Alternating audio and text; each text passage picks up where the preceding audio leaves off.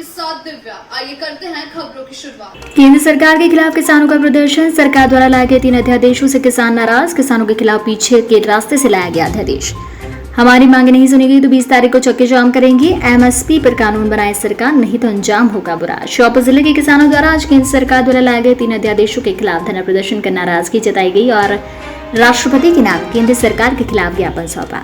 पूरे देश में किसानों की एकजुटता देखने को मिल रही है और देश के विभिन्न राज्यों में केंद्र सरकार द्वारा लाए गए 3 अध्यादेशों के खिलाफ किसानों द्वारा प्रदर्शन किया जा रहा है।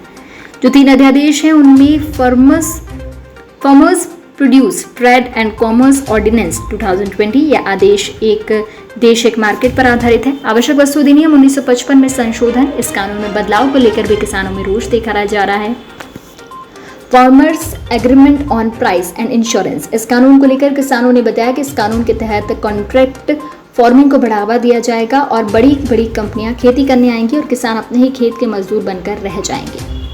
तीनों अध्यादेशों को वापस लेने और फसलों की एमएसपी पर कानून बनाने को लेकर किसान एकजुट नजर आ रहे हैं। किसानों ने केंद्र के इन अध्यादेशों को काले कानून का नाम दिया और इसको वापस लेने की देश के राष्ट्रपति से गुहार लगाई। साथ ही प्रशासन पर आरोप लगाया कि हमारे कार्यक्रम को विफल करने के लिए जिला प्रशासन द्वारा कार्यक्रम के एक दिन पहले शहर में धारा 144 लागू कर दी गई, जो एक निंदनीय कदम है। नेताओं के कार्यक्रमों में कुछ नियम नहीं, लेकिन जब किसान की बात आती है तो प्रशासन के सारे कायदे कानून याद आ जाते हैं। किसानों ने ये भी बताया कि श्योपुर भाजपा के पदाधिकारी कार्यक्रम से कन्नी काटते नजर आए, जो सरकार की मंशा को उजागर करता है।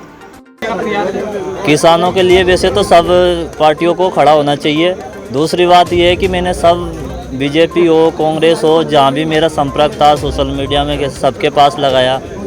कुछ पार्टी के थे केंद्र में या सरकार में, तो उन्होंने किसानों को भी ऐसे बोला कि ये वो लोग कर रहे हैं कि ये मनोवादी विचारधारा के हैं, तो किसानों को भी मनोवादी विचारधारा का भी बताया।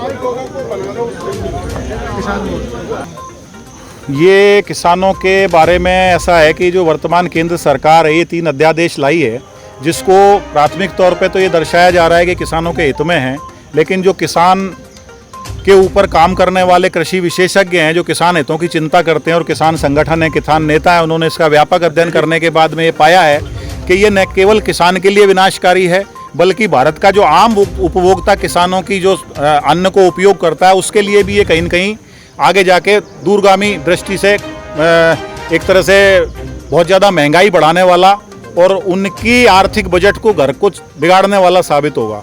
पूरा देश जो है, देश की अर्थव्यवस्था कुछ पूंजीपति कारपोरेट लोगों के हाथ में चली जाएगी और वो कारपोरेट लोग विदेशी जो बहुत बड़े इस दुनिया की अर्थव्यवस्था को चलाते हैं, उनके गुलाम वो बन गए हैं या उनके एजेंट बन के पूरे हिंदुस्तान को, जो अंग्रेजों का कंपनी राज था ईस्ट इंडिया कंपनी की तरह, उस प्रकार से इस दिशा में कंपनी राज की तरफ हम जा रहे हैं। इसका हम विरोध करते हैं और किसान अध्यादेशों के अंदर समर्थन मूल्य जो सरकारें विभिन्न फसलों के घोषित करती हैं, जिसमें गेहूं है, धान है, सोयाबीन है, उड़द मूंग है, चना है, मक्का है, बाजरा है, ज्वार है, सारी फसलें समर्थन मूल्य से नीचे न खरीदी जाएं। समर्थन मूल्य कम से कम मिलना चाहिए या समर्थन मूल्य से ऊपर खरीदें।